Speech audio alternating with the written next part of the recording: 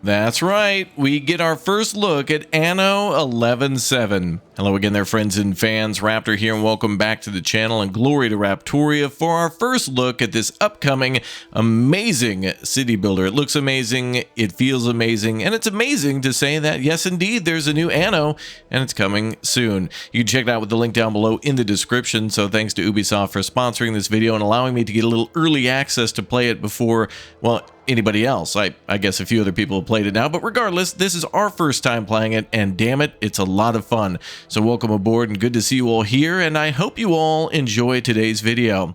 Let's get started then. I'll be chatting over a lot of this because it is basically a 3-hour video, almost 4 hours, that I've cut down to about an hour here, but don't worry, there'll be a lot more of this game coming very soon on the channel. This is actually my second time playing this game. In the first run, I had so much fun, Ubisoft invited me back to play it even more. So I've got about just around under 8 hours under my belt, and I've got to say I want to get back in and build again. All of my skills from Anno 1800, the most recent in the series, have immediately translated to this game, and though there are a lot of similarities to how the menus and UI work, I think that's a good move because it's really intuitive and of course memorable from Anno 1800, and it translates well here into ancient Rome. Yeah, right now we're playing in an area that is of course somewhere in the Mediterranean, as Rome is in a time of peace. Although there is still a lot of conflict, this is a game that allows us to build, of course, land armies. Yeah, we can actually build palisades and defenses, and I won't be doing that in today's video because there's real no threat of invasion, but I have gone to war before where I've harassed some of the pirates in the map with some of my ships, and yeah, you can battle on the sea and on the land, and of course you can also kind of do a little bit of both where you invade with troops via the actual ships. Like you can send an army to another enemy and fight that way too. So very cool. So it's not just defensive on your territory, but you can also be the aggressor as well. So one of the things that immediately struck me as amazing in this game that I couldn't believe and finally is here in a grid-based city builder is 45-degree angles. Can you believe that? We're building a road at an angle up to our villa here, and as we jump around throughout the building, you're going to see that I get an opportunity to build a theater, that we also get to build aqueducts, and this game has something that jumped out a little bit later, research. We actually can research in this game by generating knowledge by building certain buildings, and so rather than just kind of progressing and providing people with certain goods at certain times, which is a way to also progress, there are ways to optimize things a lot more by researching them. So things like warehouse optimization and ship speed and other things of that nature. So the military, economics, and I think there's also society upgrades too, and so that's something that's a lot of fun to be able to queue up. There's a big queue that you can make for researching, and that's something that I'm looking forward to. Now, of all the time that we've played previous Anno games, I think all of that has gone into making me a better planner, and this game has that blueprint mode from previous Anno games. So one of the more favorite things of being able to pre-plan and plot out like what we've done with you guys many a time when we've played multiplayer before in other games will translate well here too. And I think everybody on the channel is very excited for this one, and we've been keeping an eye on it, and it's just great to finally have played this one a few times now and see those 45-degree angles and all the skills of knowing what you need to do before you need to do it helps a lot for pre-planning. And in my opinion, I think the cities that you build them first are always going to be the ones that you're least satisfied with, because you learn something and you're like, oh, I wish I would have known that earlier. But that's where the whole gameplay loop comes into play, where you want to continuously learn more and more and start over and rebuild and redesign, and that's very satisfying. Now, in this demo, we also get a chance to meet a few other people who will more than likely be friendly to us. They don't really seem to be a threat and actually want to help us. We get monetary bonuses from them from time to time as a gift, and they'll also give us some advice as we play around too. Now, in this game, there are a ton of new resources. We've got this standard wood and turning that into lumber, timber that we can build with. We've of course also got clay, and there's more things that we can make than ever before with some of those same resources. So, for example, clay is used to make not only ceramics and pottery later, but also ceramic tiles, which is important for certain higher level buildings. And so, yeah, a lot of resources are not just a one-stop shop. Some of them are, that I found so far, but it is cool to see how diverse some of your I guess your huge like collection of goods is, or whatever. Like each tier has a ton of different commodities is what I want to say, and each of them also require the previous commodities too, from what I've seen so far. In other words, everybody's going to want sardines, so you better make sure you have a lot of sardines on hand. Now, a little bit later, we're going to settle another island. We're going to be building the theater. We're going to be building parks. We're going to be making 3 different tiers in this demo as well. Oh, there goes one of our warships to go investigate and find the neighbors. And there are some other NPCs that we can trade with. Not only just our neighbors on the islands who are kind of like in the same boat as us. They're also trying to build successful cities. But there's already established trade partners who will tell us all about them and have a little bit of a quest, like a quest line that you can follow to tell us a little bit more about the story. And here's one of the NPCs here. This lady will come into play a little bit later for trading and other quests that we can do, and also fun to keep an eye on their city and see what they're up to, as the AI will eventually build bigger and we'll have a large urban sprawl going on over time. The longer you play, the AI actually builds stuff, and so it's cool to see the AI do that. So she's chatting. She wants to invite us over for dinner. That's cool. Sure, we'll be right by. Who doesn't love a good snack?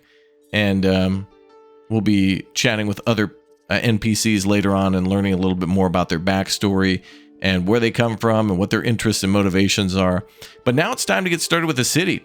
So we're only a few minutes in. We've already built like a main street. A villa is also required on every one of your islands too, and is a building that can be attacked and destroyed. So you should think about maybe defending that one. So if you are definitely planning on going into a, or planning on going and playing a military style run where you're going to have conflict, absolutely put that villa up somewhere high and get ready to defend that with palisades and other defenses too.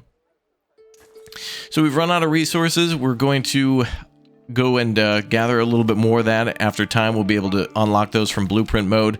And another nice thing, and I don't know if this is present in other versions, but you can hit like R and then left click on a building and it'll try to make a road all the way around a neighborhood. So that's very helpful. So first couple of things that our citizens want in order to live a happy life is sardines, which is a staple, and then also porridge from oats. So we'll be farming and fishing pretty much right off the bat. And I don't know about you guys, but I really much am a little bit more on form than on function. I want things to be efficient and work, but I'm always leaning towards making things look nice. And this game does have decorations that allows us to do that. And I can't wait to show you the 45-degree angle like placement of plazas and things like that. You could build a plaza diagonally and then fill in all the spaces with like diagonal tiles. It's very nice. All right, the governor's here. Some of these buildings here are cutting down trees into logs and then processing that into lumber. And they also need to be placed inside of a forest. And one thing that I try to do in this playthrough, and I absolutely recommend everyone else do, is try to preserve as many of the natural trees as you can. It looks a little more interesting if you have some natural patches of trees around your city and between your city and like farm fields as a buffer zone. It just, I don't know, it just looks better that way. And you can tell which trees have been placed by a player and which trees have been placed by, like the map actually just being here. Now, another thing to consider is that I believe this game has had players design a multitude of islands as well. So there's actually some like fan-made or community-made islands in this game. And each of the islands have different nodes that you can mine from. So things like limestone, or even use for an aqueduct. You could make that as a water gathering point and send that down to a cistern or reservoir, which is, again, a very cool mechanic.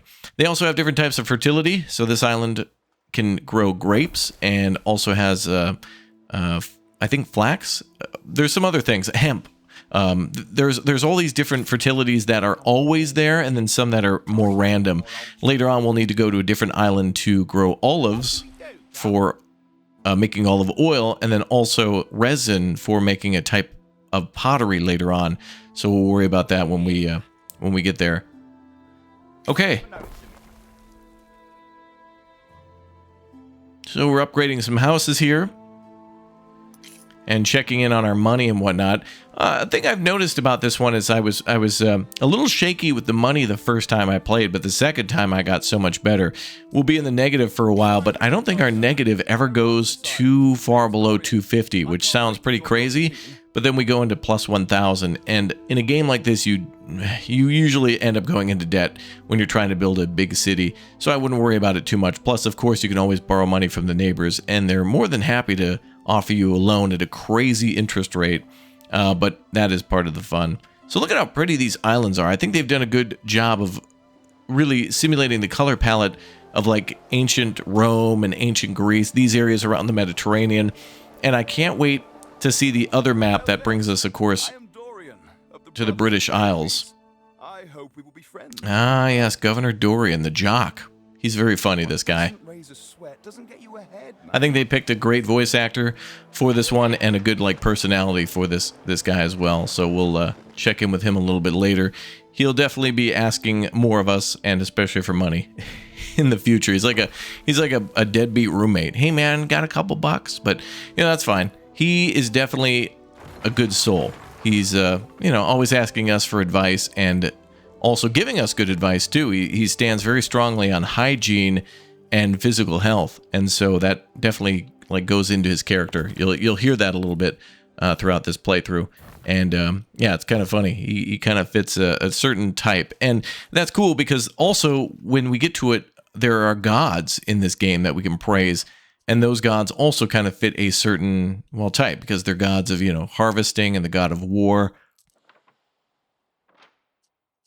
So all good things to consider. Here are some very helpful pop-ups.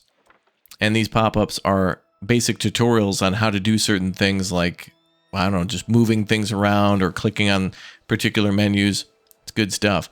Now, I must recommend from all my previous experience in this game, or in these games, is to lean heavily into the production of lumber right off the start. You can build bridges in this game that are made of wood, and you can also, of course, build tons of homes, which we've started on doing, and those also require a lot of wood.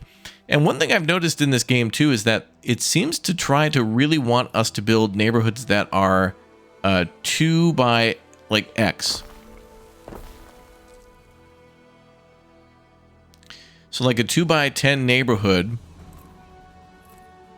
or like a 2 by 6 neighborhood, it seems like they want a house front and back, and they really look great. Whatever they've done, they've really made it into not a bunch of individual houses that make a neighborhood, but more like you're placing a neighborhood for people to live in. I don't know how to explain it other than that, but everything is very good at blending and looking open with alleys and things like that. You can tell where the streets are, but the way they've made these buildings looks a lot more, I don't know, it's a little bit more interesting to look at. Very, very much so.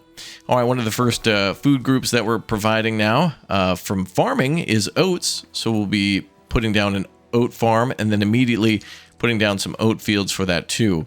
Another thing to consider about farming in this game is, yeah, it takes a lot of these little module spaces. So once you place down a building, you'll also have to put like a large farm field in the back. And keep in mind that's always something in Anno. Like you always have to add that onto farms. That's not anything new, but it is definitely something to consider when you're putting down food production. You need to make sure that you leave ample space for the crops. It's a necessity.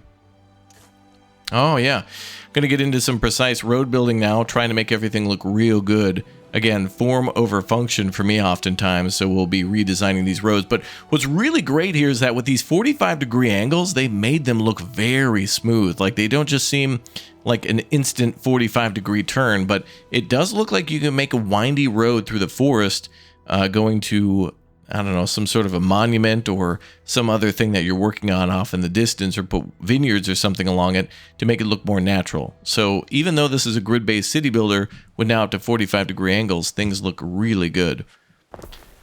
Now we're going to put down some porridge makers. Those will be converting the oats to porridge, and that porridge will keep our people very happy. In order to meet people's needs.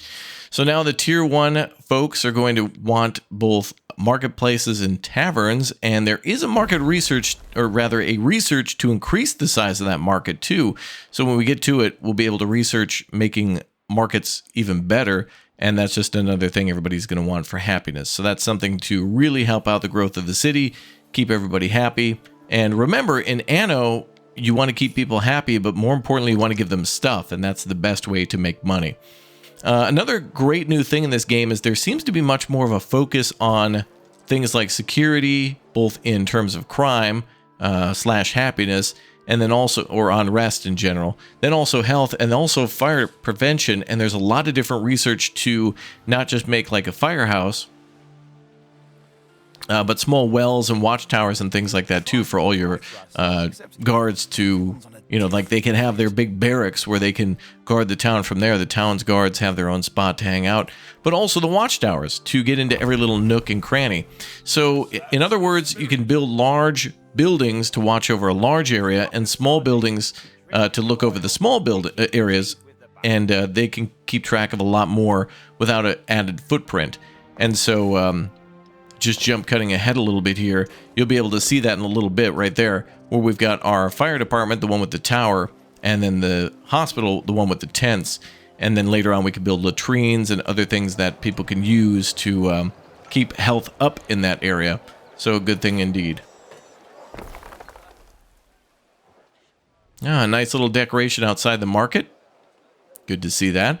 And of course the plaza made of, I wouldn't call it marble, but I wouldn't call it cobblestone, but I'll call it cobblestone because we were not technically gathering marble yet, but you know, it's all good.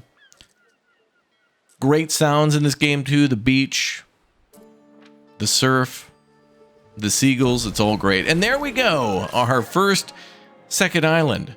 Yeah. All right, now we can start trading between both cities, and this will be really, really cool.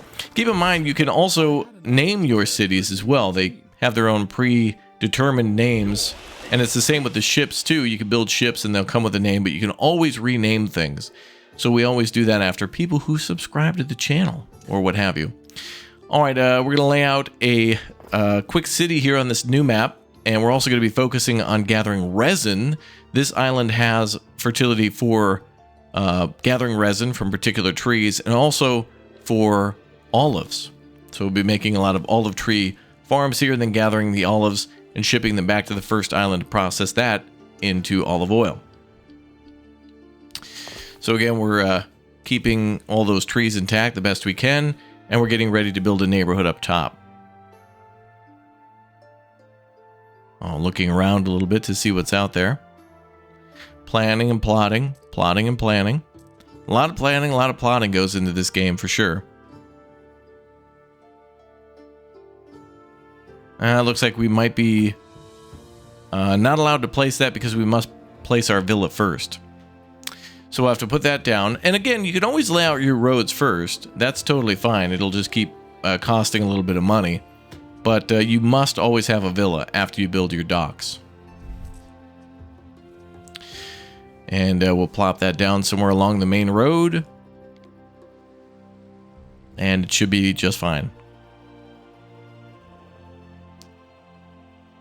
There we go. Voila. And a beautiful connection to that villa. Gorgeous. Another thing they've really done well here, I was just looking at the ground, the patches of where there's not so much grass, or grass changes its thickness, or it looks like there's a difference in the fertilization of an area, like how fertile it is. They did well. Diana Augusta. Mother reckons keeping the codices does me good, but I'm literally dying to get back to Rome. Wow. She wants to go on back to Rome, huh?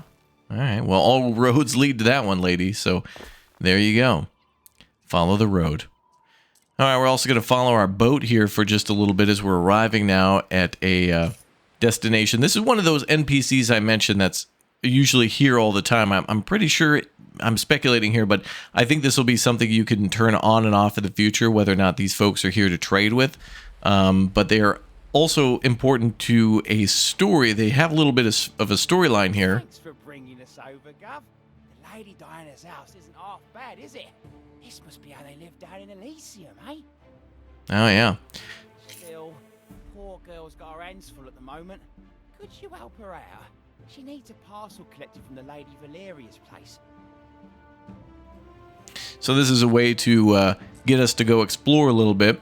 At the beginning of this quest, some of our people had said they wanted to go to a party. We go to this lady's base for a party or her house or whatever, and we pick up a letter, and then, or we're going to pick up a letter, something like that, on somebody else's property. So we're going to be jumping back and forth between multiple cities as we transport people around to go visit them. So that'll be cool.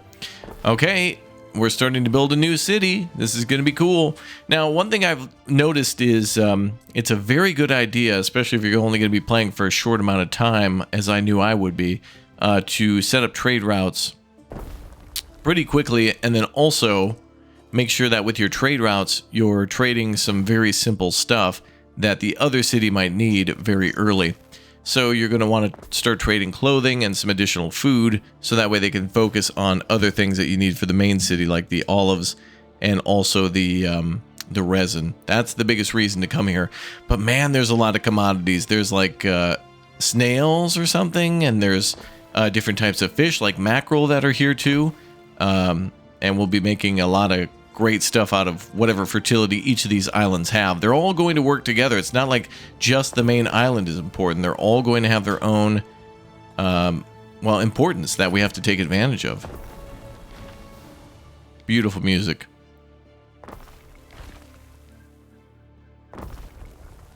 Yeah. Yeah, that's some nice music for sure. All right, deploying the tactic of building those roads again. And back to the main island to then start filling in more space with buildings, more than likely. Oh, we're upgrading to tier 2. All right.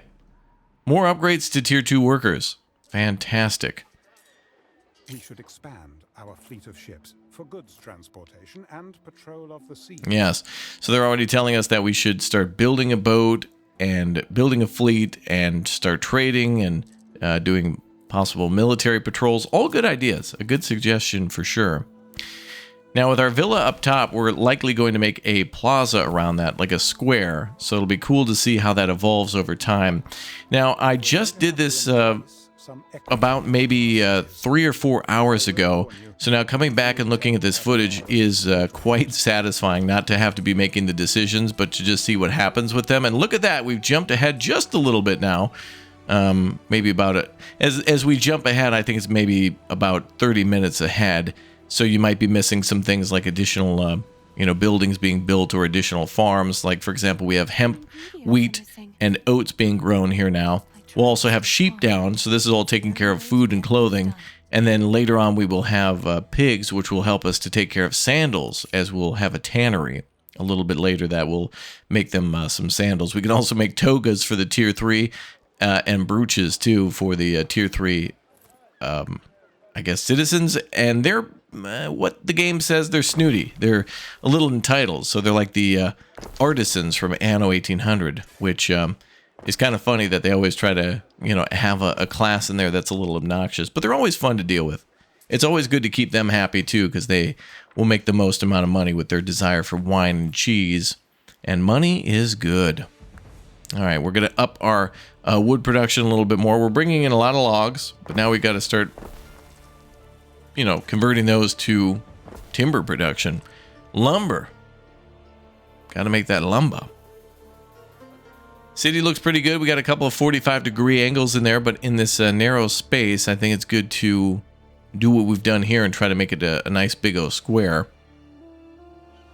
But seeing those 45-degree angles just fits so good. It feels new and yet like overdue at the same time. It feels like, like finally arrived. Like when your food gets delivered to your table and you're thinking to yourself, man, I've been hungry forever. But then you realize it's only been 10 minutes, that kind of thing.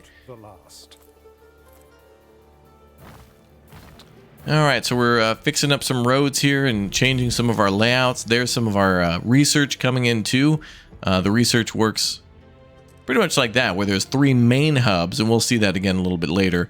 But there's 3 big O circles of the 3 major types of research, and then we just build like in line on those, where there are some prerequisite things to research. But it's a very good system, because if you want a later research item, you just click on it, and the game will let you research everything you need to get to that tier. All right, it is now time to pick a god for our cities to praise. And they will get different bonuses, such as additional food, whether or not that's from farming or fishing. I believe we will settle with Mars here in order to make more sandals on the main city. And on the other city, we'll just call it the island city, even though they're both on an island. But we're going to settle with, I think, Poseidon, is it? And then Poseidon will get us more fish, mackerel from the other city, which is good. Sandals worth a lot of money, food worth a lot of money too. So those will be good choices for us. And there also seems to be bonuses for the longer that you praise that god. There seems to be a bar at the bottom that fills up, and more than likely will give us bonuses over time. So Mars, and it looks, oh, Neptune, my mistake. Neptune is the god of the sea, which will provide us with a bonus for, I think, garum production and also mackerel fertility, something like that. But, you know, there's a lot to this game, and in the 8 hours I played it, I'm already ready to go again. I want to play one more time. And then also, there is a lot of different ways to start in this game, especially if you want to play differently. Like if you know you're going to do trading, or if you know you're going to do military stuff, no matter what, you're going to need money. But the way that you can get that money is different, and so you might lay out your city a little bit differently too. But among friends and companions, on the Lady Honorata's behalf, enjoy yourself and be merry. I mean, I'm never short of an opinion. Okay. One too many. Are we cutting off her booze supply? Ooh, controversial. Oh yeah. Looks like we're going to take away her wine. We're going to go find her wine barrels. All of them at once. She's got a couple hidden down here in the harbor. And then she must have a couple more, yeah, up here on the hillside. Oh, ma'am. You can also make a speech. There's different ways to respond to these, and I'm not sure if there's a right or a wrong answer, but you just get different things for different responses, I believe. All right.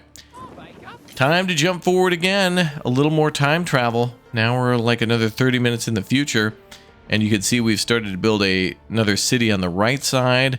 And we've also started to expand our production of certain things such as ceramic tiles, clay, charcoal, and other things that are needed for construction and for storage of consumer goods, that kind of thing.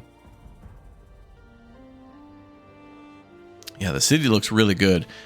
One thing that's really good here is with all the extra spaces, you don't have to be completely optimized, because then again, you can fit in the small little latrine or the small little watchtower, and that'll provide some extra bonuses for your citizens and make them happier.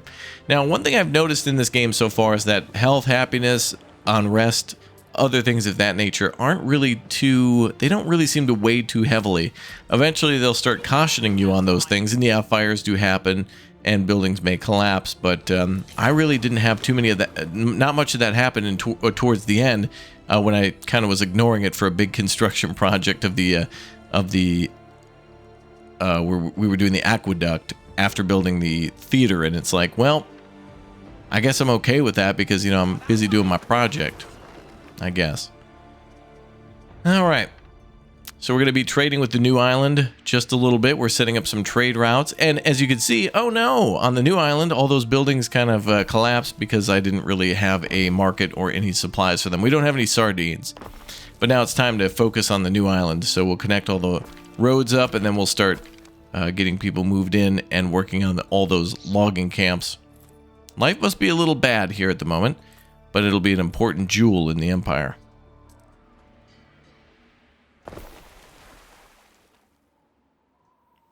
All right, more. I think we're making sardines, and then we'll be making mackerels too.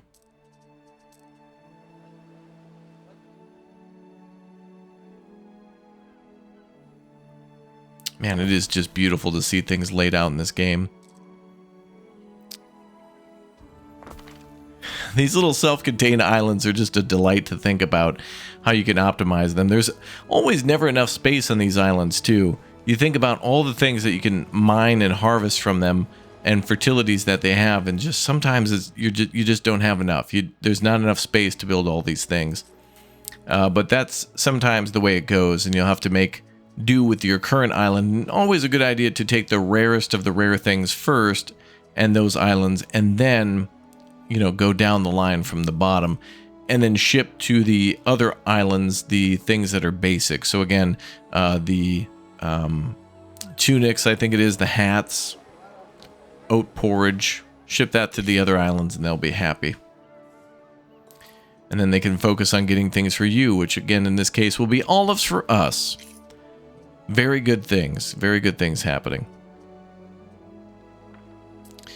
All right, so now we're doing research on what it takes to get more buildings to tier 2. I'm just taking a peek at what we've got, how much of it is going to A and B, and how much more we need, and also trying to get those service needs taken care of too. So fire prevention, marketplaces, taverns, those are kind of different, but they're all still a service. A tavern and a fire department are both kind of still technically a service, although one is going to prevent homes from being burnt down but keeps people happy, and the other is probably the opposite on burning down houses. Might accidentally burn your house down with that one, but who knows. Another thing I was delighted by is in this game, there is much more of an emphasis of integrating certain industries into your city.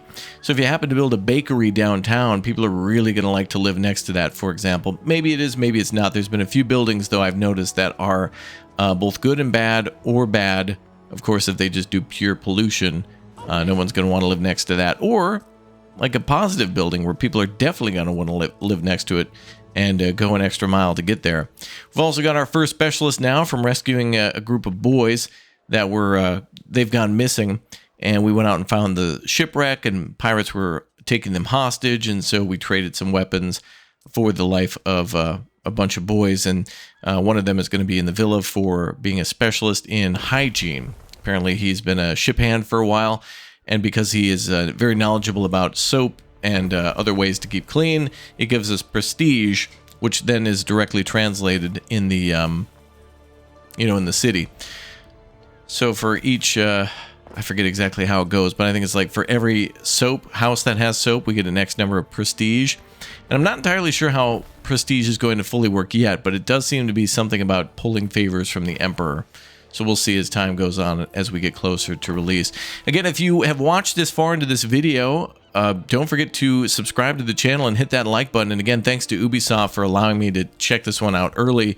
I was quite, I don't know, I hadn't seen anything about this game. I was kind of blindsided by it. We did see a few, pictures and images, and there was the trailer, and it was like, oh, great, a new Anno. But I didn't know much, and going in, I didn't know anything about this one. Didn't know what kind of supplies we would have. Didn't know how similar to other games it would look like.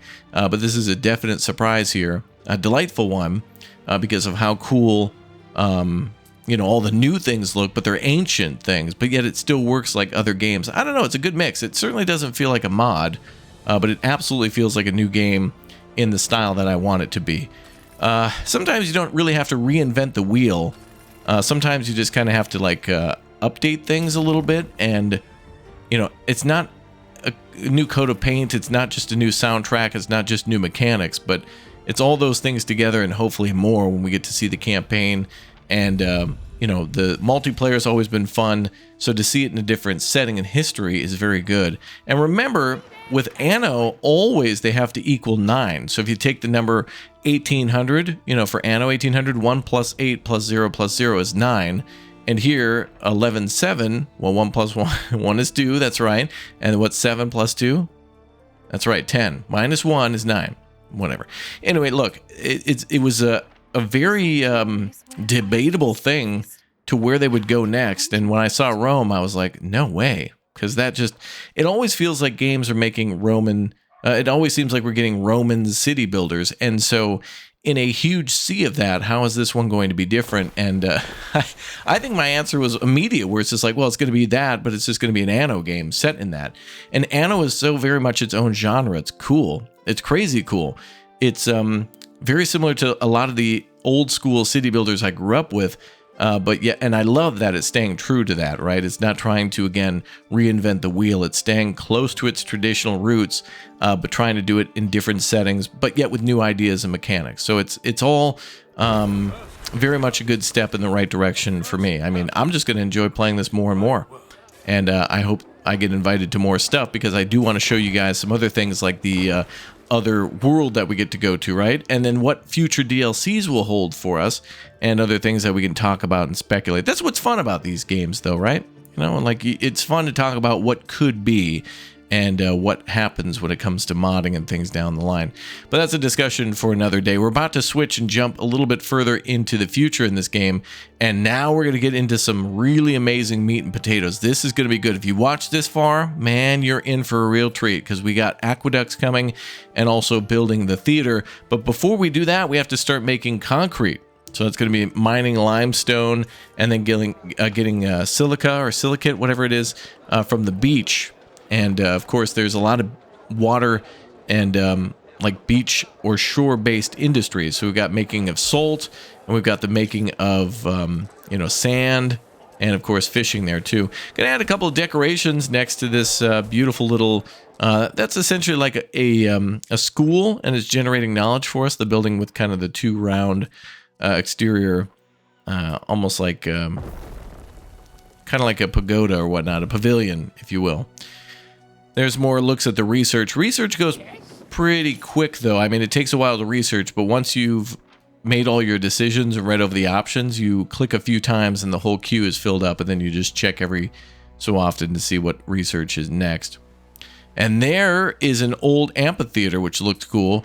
Apparently there was a earthquake or a volcano or both in this region, and so you're here to try to resettle it again after a natural disaster. So all the ruins we see here are of a city that's fallen due to a mega disaster. And I don't know if that'll be a part of the full game, but that'd be cool if we also had to, I don't know, prepare or worry about volcanoes. Maybe not, I don't know. I don't know.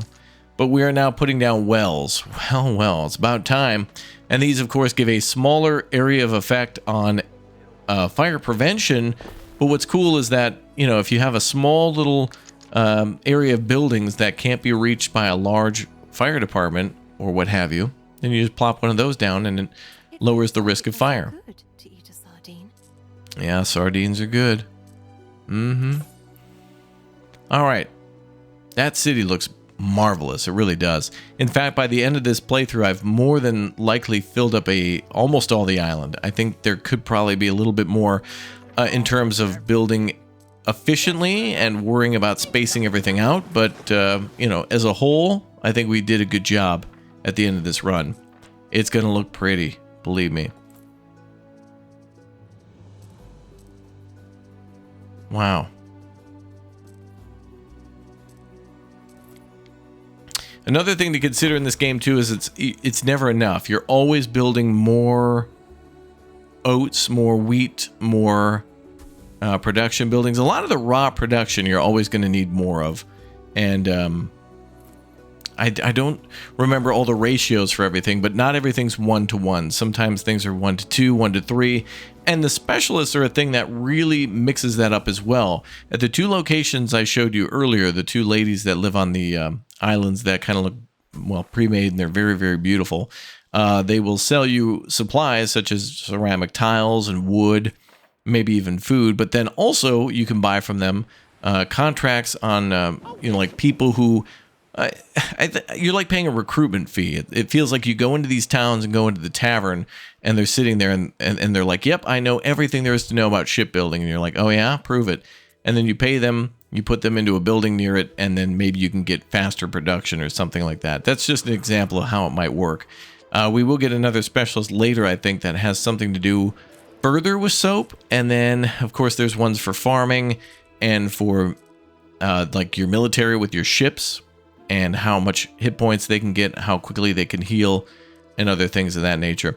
All right, we're setting up one of our first trade routes, and a couple of these trade routes are just going to be short and sweet. We're just bringing over clothing, and we're going to bring back olive oil, well, olives for olive oil, and then also the resin to then make some higher level pottery, and they're going to love that. So the setup here, again, very similar to what we've seen before in Anno, and I really don't think they needed to change that.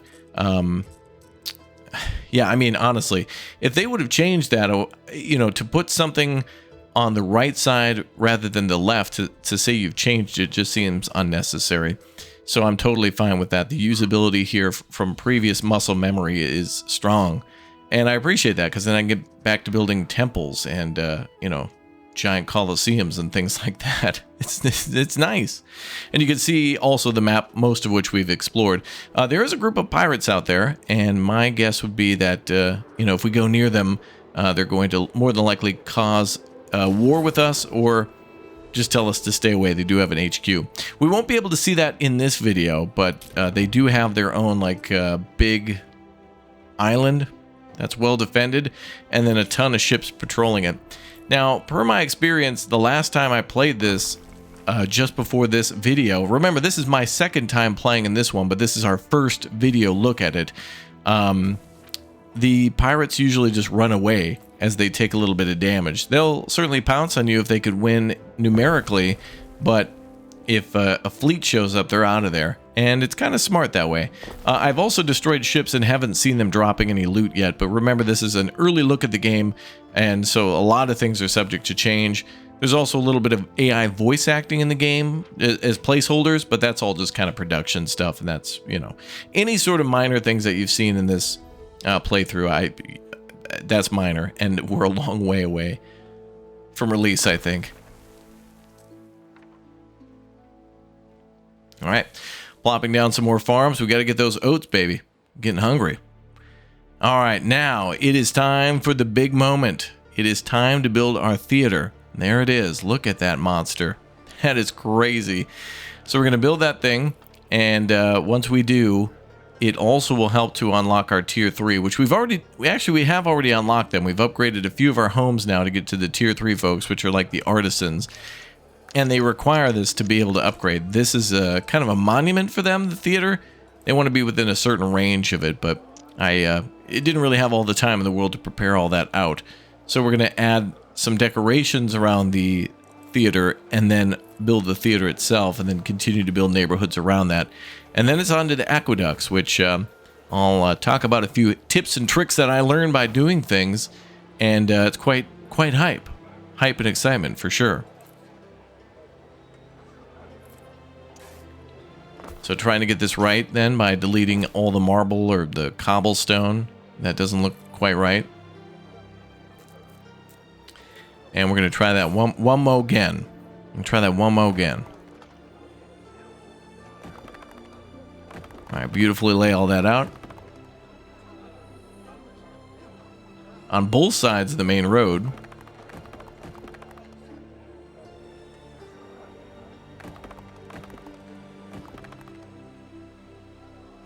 Yeah, that's gonna look real nice. Such vibrant colors. The white, the like azure shores, all of it just blends together just perfectly. I mean, I'm happy to see it. And now we're getting real creative, aren't we? Look at this. We're putting down some cobblestone strips and then also some short grass, and I'm going to fill that up with a couple of trees. I don't know. Just getting suddenly inspired. I don't know why. It is what it is.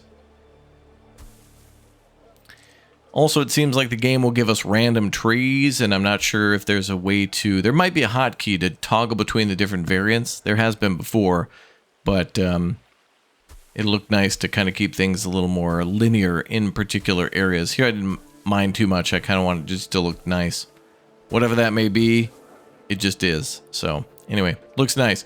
So short grass, a little more maintained, a little more vibrant, a little more poppy.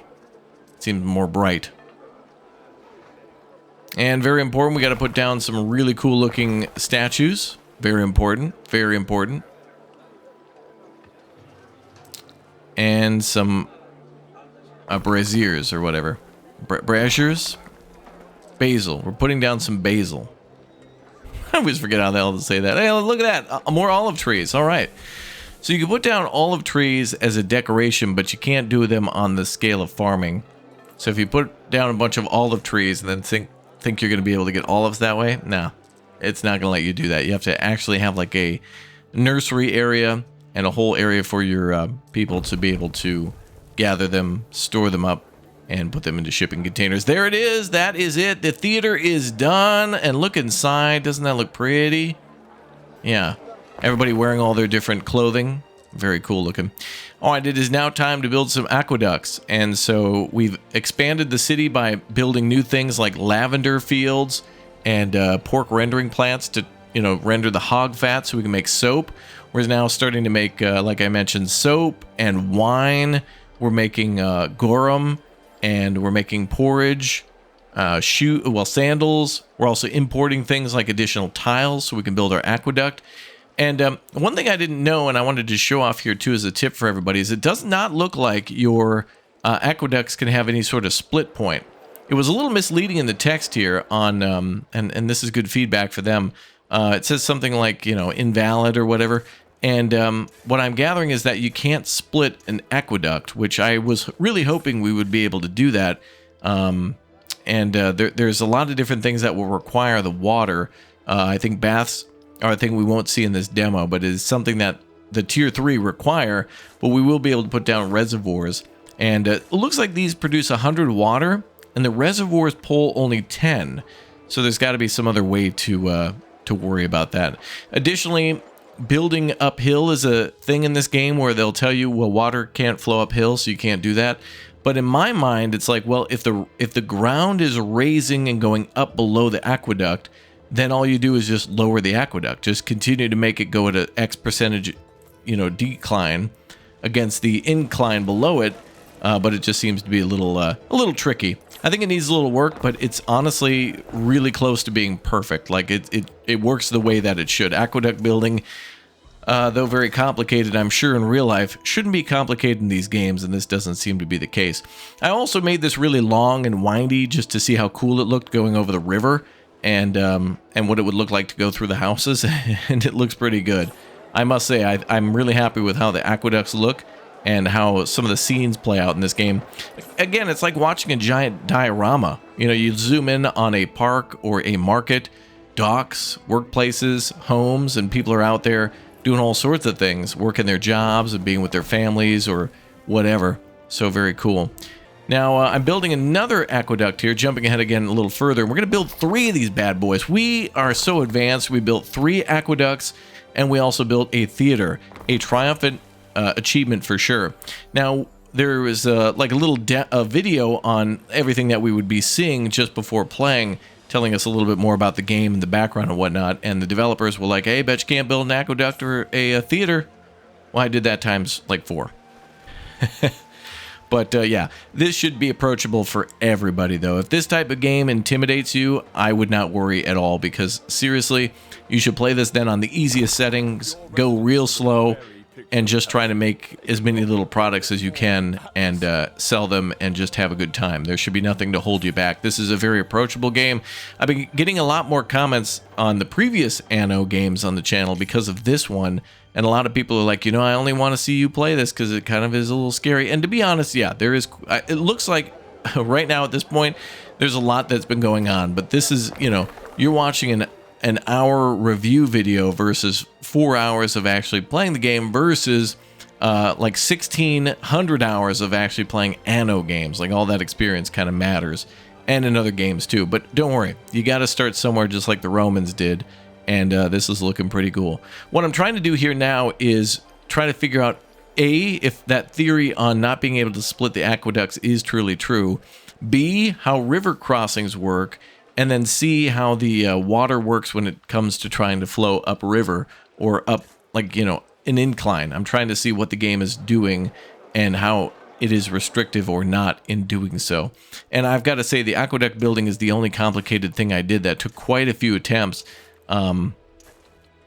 Because it's not difficult or it's not easy. It's more like there's a certain level of parameters that have to be met, and you want to be able to accommodate for it passing through, so you can have houses underneath, and you can also decorate them, so that's kind of cool, and put sidewalks and whatnot next to them, so it all looks nice in the end. But again, testing more theories here on the late game aqueduct building, and it looks good. I gotta say, I want to hear more music in the game. I have heard these songs a few times now, and they're good, and I want to hear more music for when there's a fire outbreak, when there's war. When we hit certain tiers, it'd be nice if more music unlocked. Maybe that'll be a thing. I'm just speculating. Could be cool. Bum, bum, bum. Oh, this music is so nice. Bum, bum, bum, bum, bum, bum.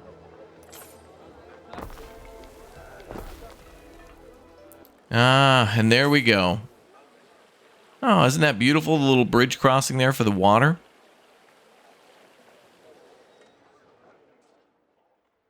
Gorgeous. Yeah, the music's sticking with me even hours later. I want to hear more songs. It's really nice. Go where the wind blows. So now we're going to speed up time a little bit and try to buy ceramic tiles. One of the things that we're short on at this point is time, right? And we're also short on clay tiles. So I've upped our clay tile production. I built more clay heaps, as they call them, and then I built more kilns to be able to fire those clay tiles, and then try to build more and more of these aqueducts like that. So they require, you know, like a roof over them, and so it protects them from contaminants and things like that. And we've built our third connection now to an aqueduct. Very cool. I think there's 2 more sections to build, but it does tell you how many you're short. But it is gorgeous. Those aqueducts look so cool. And one thing I hope to see is different types of cosmetics for these. Now, in previous versions of Anno, you've been able to click on boats and buildings and change how they look. And so I really hope, and I'm sure this will be a thing, that we get to change the appearance of our villa not only by its design, but maybe building materials and colors and paints and things like that. And I hope that's the same for like the market, the tavern, the arena. And it could be a thing. This is just a demo, so I'm not entirely sure of what will be. I'm just talking about my hopes, my dreams, things that I hope would happen, and things that I think will likely happen. But, you know, it is what it is. And what it is so far is absolutely an Anno game, and a game I want to play with and against friends. And I can't wait to hopefully manage a city with somebody at the same time. That'd be cool. And, of course, go to war with some people, too. Maybe just the AI. Whatever AI wrongs me first will be who we try to get our revenge on forever through the whole existence of the game. That's usually how it goes. I can't believe it. That one time that AI wronged me, now I have to attack them every time. It is the way. It is the way. Wow. That city looks gorgeous. Very nice. And a winding river coming through too. Right down the middle. One thing I'm testing and goofing around with here is the day-night cycle. You can turn on a day-night cycle, or you can adjust it and lock it to be whatever time you'd like. But the nighttime and daytime, well, the morning and the sunset look the best. And then night, but daytime's the best for building. I always must build at like high noon, as if I'm going to have a shootout down at the old saloon. But, you know, it is what it is. Oh, that is so pretty. Such good transitions, too, between day and night. And there might even be weather transitions. I don't know if I've seen it rain or storm in this game, but it is possible that in the future we might see fog or rain or something like that. It would all be cosmetic. I don't think it would cause any sort of damage to boats or, you know, damage to buildings if there were kind of a storm. I think it would just look cool. That's all. All right. Still building more. We're going to try to decorate, pack in whatever we can, and take some cinematic looks at the city and just be all proud of our work, as everybody should definitely do. If you've taken all that time to build a beautiful city, then you should sit back and admire it a little bit, you know?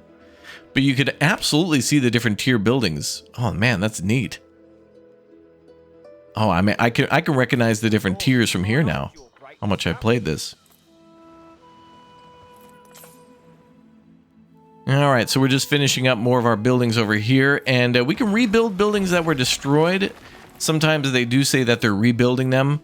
Other times, I think it's supposed to be automatic, but there has been some times where I've had to manually hit a building to upgrade to repair it, or just to delete the building and then just rebuild it myself. I'm not sure if it's a timer thing or how that's supposed to go down, but I guess we'll see in the future.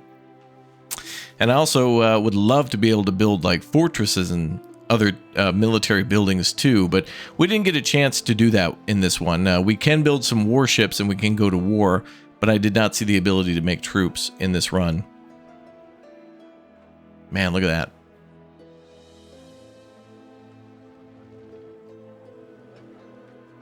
That is quite a sight. And another quite a sight here. Check this out.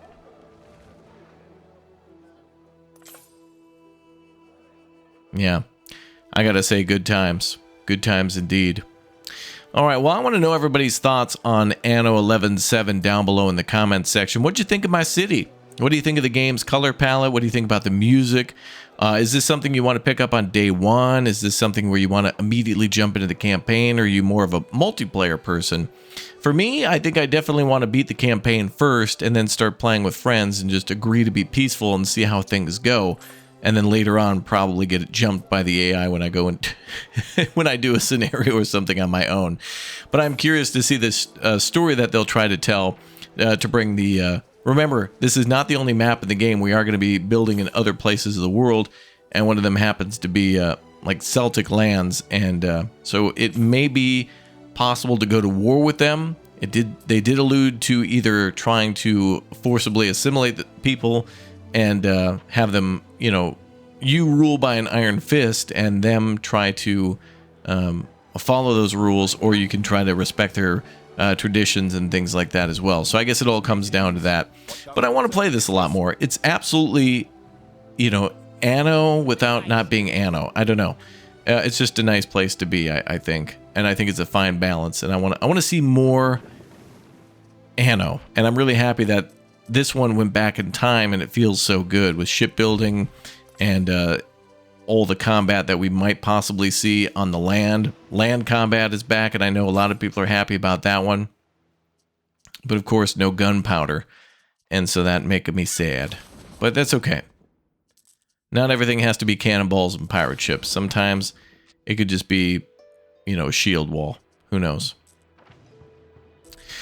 All right, so we're trying to get some things wrapped up here. We're going to try to wrap up some last-minute quests. We're also going to try to do a little bit of end-game trading, try to get some more concrete made, some more tiles made, and see if we can add some more decoration here and there. I think at a certain point in the video, you're going to just see me go wild with plopping down some trees, but all the building materials in this game, the cities just look so natural and beautiful, like all the red roofs and all the different building types and classes all seem to blend together quite well, especially based on the whole kind of neighborhood system where you get a 2x in order to build that. So good stuff. Good stuff indeed. And another good look at the city from a distance. It's got to be a way to hide the HUD in this as well. I'm sure that'll be a thing, or is a thing, and I just don't remember what it was. Good stuff.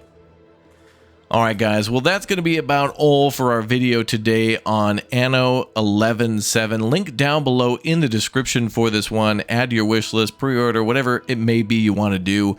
I have really enjoyed the demo and am excited to try more. I want to see what is going to be coming down the line next. I want to see combat. There's a lot of things I got to see. I like the city building part. They've nailed that. That's definitely been nailed. Now we'll have to see what naval battles are like, what land battles are like, what making troops are like, what building defenses is like, what the campaign is like. A long way to go. So if you want to join me on the whole journey, again, make sure you subscribe to the channel. Again, thanks to Anno 11.7/Ubisoft for sponsoring this video. And again, link is down below in the description for you all to check it out today. So if you want to see more news on Anno and me trying out other ones as well, I guess subscribe to the channel, turn on the notification bell, hit the like button, all that good stuff. And thank you very much for all your support, all your time, and all your kindness. I'll be checking this one out again in the future before it launches a little later this year, although we'll see when that may be. And I hope the team has enough time to make changes based on our feedback, your feedback, and people who join their Discord and were part of other playtests and things like that too.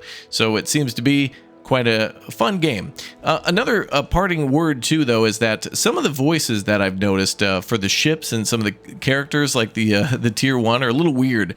It always makes me feel like we're playing Anno 1800 in the Victorian era again. It just popped into my mind that I wanted to mention that as one thing that's just like, huh? What? Huh? Like, yeah. Ancient Greece apparently has people calling you governor and stuff like that, so I don't know. But at least they're trying to do it lighthearted and make you laugh, and it certainly did that for me. All right, everybody. Again, that is all my time for today. Thank you very much for joining me and taking some picturesque views at the city. And glory to Raptoria down below as we continue to rocket towards 2 million subscribers. You guys are great. Thanks for an amazing year so far. I hope you all have been enjoying all the videos on the channel and all the great new games coming out throughout the year. And I will see you all next time. And I will leave you with the sounds of Anno 11.7, our first look. Oh, and by the way, I got more videos coming for this one, so yeah, don't worry. I got the full 4 hour. Guys, I promise. There's like over 8 hours of footage coming on this game. I swear. Okay. Anyway, I gotta go. I'll see y'all soon. Enjoy. Bye.